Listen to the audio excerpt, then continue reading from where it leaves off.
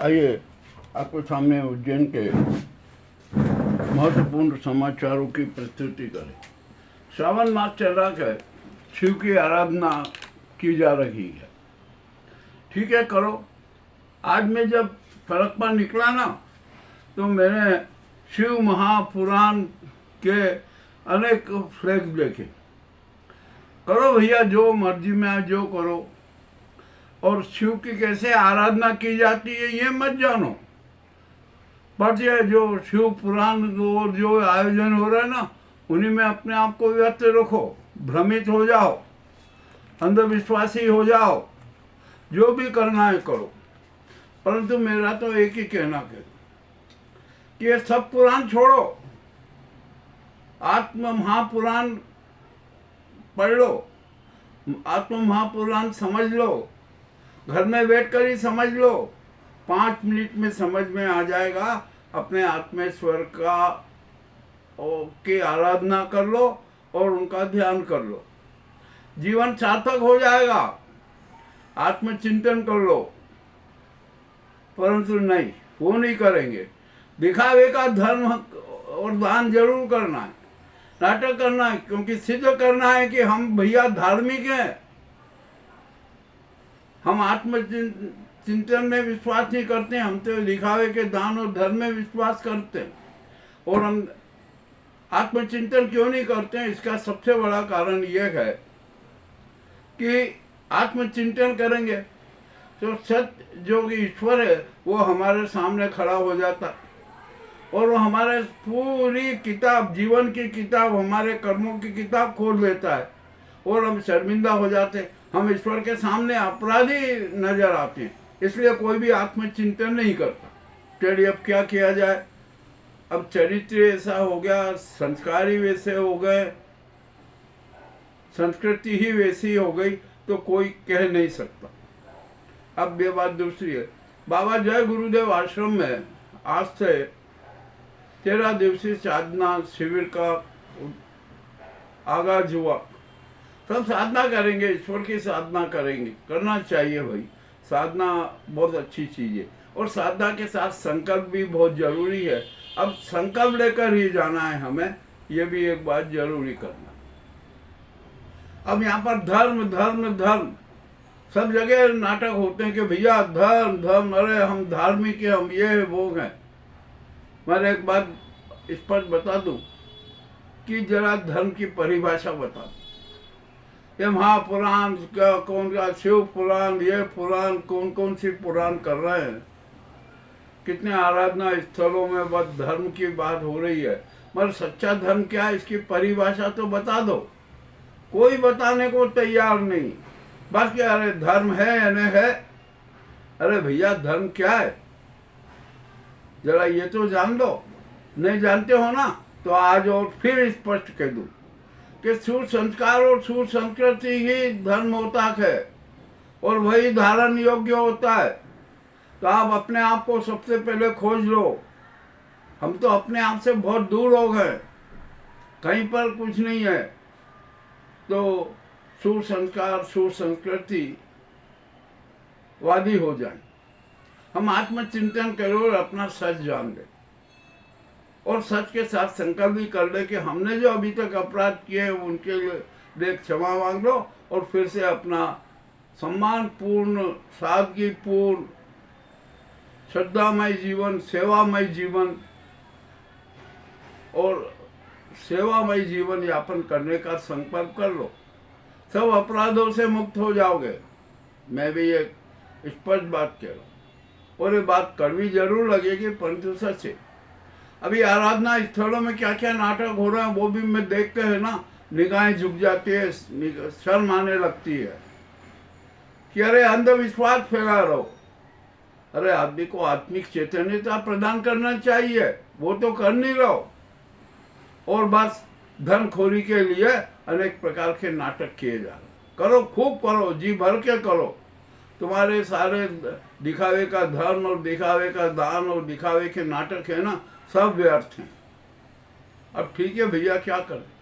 अब ये महाकाल मंदिर है, जो न जाने क्या क्या कहे, पर्यटकी भक्तों की भीड़ लगी। भीड़ लगी हुई है। शीघ्र दर्शन के लिए खूब करोड़ों का माल आ रहा है, प्रसाद वितरण से भी करोड़ों का माल हो रहा है, मगर प्रसाद की क्वालिटी पर तो कोई ध्यान नहीं दे रहा है। ठीक है जो है, अरे एक बात है, शायद महाकाल मंदिर समिति और ये सब है ना, ये सोच रहे हैं कि अरे यार क्या करना, ये जो पॉलिटिकल भक्त आ रहे हैं ना, इनके सारे नाटक पता है। ये उनको तो एक मात्र पशु समझते हैं कि अरे पशुओं को क्या स्वास्थ्य से मतलब, क्या उनको तो दिखावे से मतलब कि हाँ हाँ हम महाकाल गए थे, वहाँ हमने दर्शन किए। महाकाल के आत्मिक दर्शन करने वालों में नाम मात्र के लोग आते हैं, बाकी तो सब दिखावा करते हैं, देखने आते हैं कि महाकाल कैसे हैं, मगर उनको कहीं नजर नहीं आता। भीड़ में, कोहराम में, सफोकेशन में सब उलझते रहते हैं। ठीक है भैया, उलझते ही रहो, जिंदगी भर उलझते ही रहना है, हम भी अब क्या करें। सब समझाना है, कोई समझने को तैयार नहीं, क्योंकि समय उन्माद आ गया, सब भूल गए अपने आप को, अपने आप से ही दूर हो गए, और हम एक चित्त नहीं है, और एक चित्त नहीं होना मृत्यु के समान होता है, ये भी आप बात जान दो। सेवा भाव करना है, जरूरी करना है, पर वो नहीं करेंगे। धन सेवा, अरे धन को देवता मानकर उसकी पूजा अर्चना आराधना करेंगे, और धन तो है ना यहीं पड़ा रह जाएगा, कुछ नहीं जाएगा। इसके धन के लिए कितने कितने प्रकार के नाटक कर रहे हो, ये भी सब पता है। चले अब ठीक है, माल उज्जैन का खूब विकास हो रहा है, चौड़ीकरण हो रहा है। सीएम डॉक्टर मोहन यादव ने घोषणा कर दी कि 21,000 करोड़ के निर्माण कार्य जारी है। कर लो भैया, क्या करो। यहाँ पर जरा स्थिति तो देखो, महंगाई से जनता त्रस्त है, और आपने जो विकास किए हैं ना, उसके भार की स्थिति और उसकी गुणवत्ता की स्थिति भी देख लो, सब कुछ ओपन हो जाएगा। व्यापारियों ने, ऑटो वालों ने, ई रिक्शा वालों ने, सबने भयंकर लूट मचा रखी है। जब मैंने 2, 3, 4, 5 दुकानों पर पूछा कि भैया तुमने भाव बढ़ा दिए, तो बोले क्या हम मूर्ख हैं, ये तोड़ फोड़ में इतना जो खर्चा हुआ ये कर रहा है तो किससे निकालेंगे। इन पशुओं को हंटर लगाकर उन्हीं से तो खींचना है।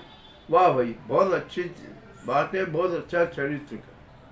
अब यहाँ पर लोग कचौड़ी, समोसे, आलू वड़े, ये न जाने क्या क्या खाते, परंतु यही नहीं पता कि वो काले तेल में तले हुए खा रहे हैं। बिना प्रशासन भी ध्यान नहीं दे रहा। मत दो, क्या है, स्वाद बिगड़ रहा है जनता का, जन स्वाद खराब हो रहा है, होने दो। और फिर प्रशासन भी तो मानता है ना कि अरे ये जनता है ना, ये तो पशु तुल्य है, ये तो सब कुछ कचरा खा जाएगी, जो खा जाएगी, जिस तरह का हर चीज खा जाएगी, तो इनकी क्या सुव्यवस्था करना। खाने दो इनको, जो जितना खा रहा है, जिस भाव में खा रहा है खाने दो, कोई दिक्कत नहीं। अब नकली घी के नाम पर भी बहुत नाटक हो रहा है। उज्जैन के बाजारों में भी खूब नकली घी बिक रहा है, गोवर्धन घी बिक रहा है, एक सांची का नकली घी भी बिक रहा है, और भी अनेक ब्रांड के नकली घी बिक रहे हैं।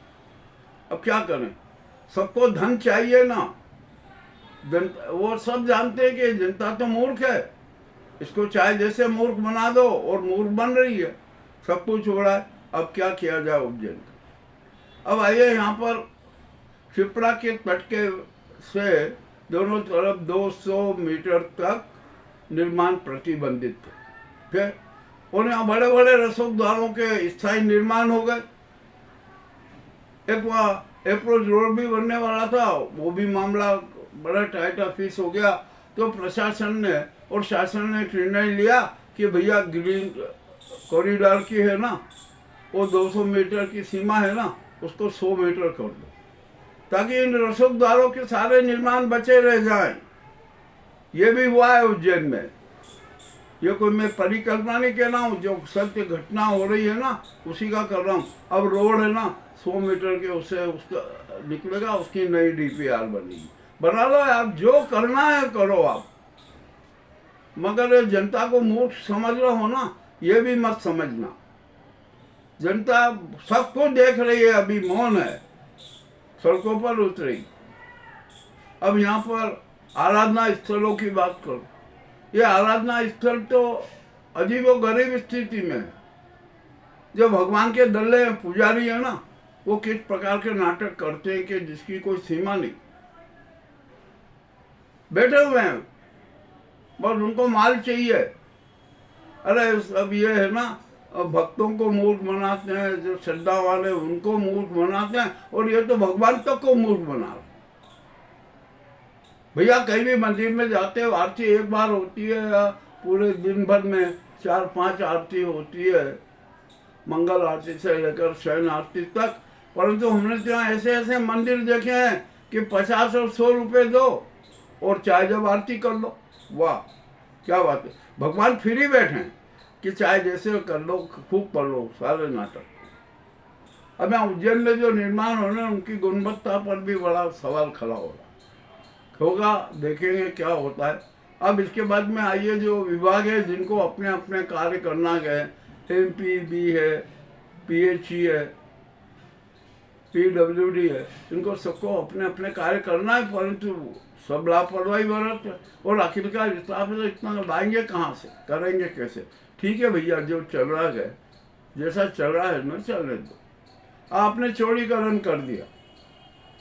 चौड़ीकरण में एक तो सिमेट्री कहीं से दिख नहीं रही है कि ये सिमेट्री प्रॉपर सिमेट्री से हुआ। छठी चौक वहाँ पर हमने देखा सिमेट्री बड़ी गड़बड़ हो गई। तो आखिरकार ये हो क्यों रहा है, पक्षपात क्यों हो रहा है, क्यों विशेष परिवार को सुविधा दी जा रही है, क्यों आप सेंट्रल पॉइंट बदल रहे हैं। अब जनता कह रही है कि नहीं, सिमेट्री बराबर होना चाहिए। और इसी के साथ साथ जो आप मार्ग चौड़ीकरण कर रहे हैं ना, जो उपमार्ग है उनको भी चौड़ा कीजिए, 42 फीट का होना चाहिए। देख लीजिए आपके मास्टर प्लान में, परंतु वहाँ पर कोई कार्रवाई नहीं हो रही। अब एलिवेटेड ब्रिज बनेंगे, निश्चित बनेंगे, तो काम दोनों का होगा, विकास चौरा से इंदौर गेट तक और उपज मंडी से मकोड़े आम से लेकर इंदौर गद्दा पुलिया तक बनेंगे। काम शुरू हो गया, हो जाएगा। सारा विरोध सब खत्म हो गया, और कोई विरोध की तो जरूरत ही नहीं थी। अब यहाँ पर एलिवेटेड ब्रिज बन रहा है, तो गोल्डन सागर के वहाँ से लेवल आएगा इंदौर गेट तक का। तो अब दोनों साइड की तरफ से करीबन 3-3 फीट 4-4 फीट जगह देना पड़ेगी, और देना पड़ेगा, और सब देंगे, कोई दिक्कत नहीं है। चलिए अब ये बन लीजिए। अब जो नए निर्माण हो रहे हैं ना, उनमें भी सेटबैक का वो देखना है। और आ जाइए, आपने जो मार्ग चौड़ीकरण किया उसमें 42 फीट तक गैलरी नहीं होना है, किसी प्रकार का बिल्कुल स्पॉट होना चाहिए। तो कहाँ सही ढंग से स्पॉट बनाए गए, जरा इसका भी अध्ययन कर लीजिए। और भी बहुत सारी समस्याएं हैं। आवारा पशु समस्या है ही, जल भराव की समस्या है ही, शिप्रा के शुद्धिकरण की समस्या है ही, गुंडावाद की समस्या है ही। अब कहाँ वो ध्यान दें। अस्पतालों में भयंकर लूट मची हुई है, उपचार सेवा के नाम पर शातिर ढंग से खेला हो रहा है। सब कुछ तो हो रहा है उज्जैन में। और साधु संतों के अखाड़ों की स्थिति भी बड़ी विचित्र है। हमारे पास में बहुत रिकॉर्ड आए, और अब तो रिकॉर्ड देख के हमें शर्म आने लगी कि भैया इनका प्रसारित कर देंगे ना, तो साधु संतों के अखाड़ों की क्या स्थिति होगी। अब जो होना है वो तो होगा, कुछ कह भी नहीं सकते, कुछ कर भी नहीं सकते। चलिए, अब जो भी हो रहा है वो सब होने दो। और कुल मिलाकर हमारा जो हमने आज का जो एपिसोड दिया है ना, उसका एक ही सारी आतक है कि हम अपनी संस्कृति और शुभ संस्कारों को भूल चुके हैं, और इतना भूल चुके हैं कि अब हम वापसी भी उन पर नहीं आ सकते। ठीक है, क्या किया जाए। अब आपने मार्ग चौड़ीकरण कर दिया, अब अभी तो गटरे ही बनना बाकी है, तो आप फुटपाथ कब बनाओगे, सड़क कब बनाओगे। चल रहा है अब धीरे धीरे वो होता है। और यहाँ पर आइए, अब सर्टिफिकेट का मामला भी हो गया। सर्टिफिकेट पर सर्कल बनना चाहिए, सर्टिफिकेट सेंटर में रहेगा, उसके दोनों तरफ रोड होगा ना, जल्दी से करना चाहिए। और जो भी बाधक बने हुए हैं ना, मकान 2-3 मकान बाधक बने हुए हैं, उनको नगर निगम आकर तुरंत तोड़ दे।